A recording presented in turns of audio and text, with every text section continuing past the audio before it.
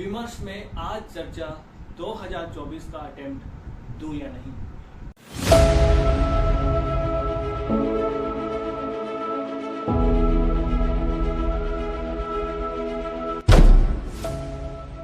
अभिवादन स्वीकार कीजिए हंसराज कुमार का। विमर्श में आज हम चर्चा करने वाले हैं कि क्या मुझे 2024 का अटेम्प्ट देना चाहिए या नहीं। पूरे साल अच्छे से मेहनत से पढ़ाई करने के बाद भी परीक्षा के 1 या 2 हफ्ते पहले दिमाग में ऐसा सवाल आना लाजमी है कि क्या मुझे अटेम्प्ट देना चाहिए या नहीं। मैं कुछ आपको पॉइंट्स बताने वाला हूं। अगर उन पॉइंट्स पे आप खरा उतरते हैं तो आपको अटेम्प्ट देना चाहिए, और अगर नहीं तो आपको बिल्कुल भी भूल कर भी आपका अटेम्प्ट खराब नहीं करना चाहिए। पहला, क्या आपने मेंस का सिलेबस कम से कम एक बार पूरा कर लिया है, वो भी आंसर राइटिंग सहित। क्या आपने कम से कम एक बार अपना ऑप्शनल का सब्जेक्ट पूरा कर लिया है, वो भी आंसर राइटिंग सहित। क्या आपने पिछले वर्षों के क्वेश्चन पेपर के अकॉर्डिंग फैक्ट्स और कंसेप्ट तैयार कर लिए हैं। क्या आपने पिछले वर्षों के क्वेश्चन पेपर सॉल्व किए हैं। अगर इन सब चीज़ों पर या इन सब पॉइंट्स पर आपका जवाब हाँ है तो आपको अवश्य अटेम्प्ट देने जाना चाहिए।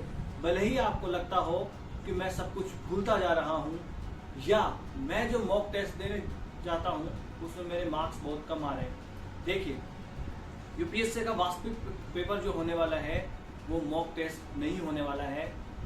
कोचिंग्स के जो मॉक टेस्ट होते हैं वो मर भी जाएं, अगर कितने भी कोशिश कर लें तो यूपीएससी जैसा पेपर सेट नहीं कर पाएंगे। बहुत सारे इनएक्सपीरियंस लोग उसमें पेपर बनाते हैं और वो जानबूझकर टफ दिखाते हैं ताकि लोगों को लगे कि यूपीएससी बहुत ज़्यादा टफ है।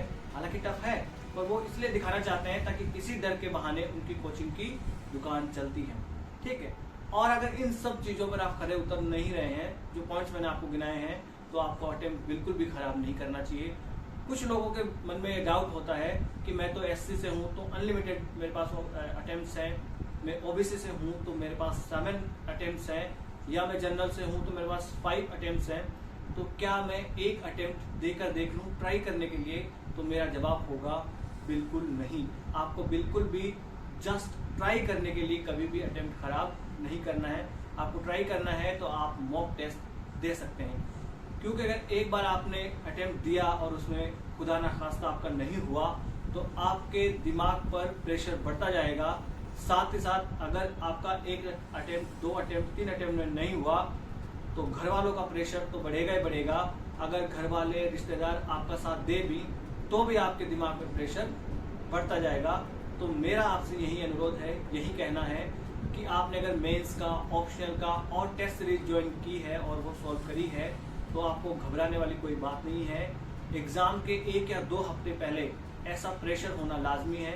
अपने आप को थोड़ा सा कूल रखें और जो आपने अब तक पढ़ाई की है सिर्फ उसी का रिवीजन करें और ज़्यादा एक्स्ट्रा चीज़ों में नहीं पढ़ें। इसी के साथ आज का विमर्श यहीं समाप्त करते हैं। धन्यवाद।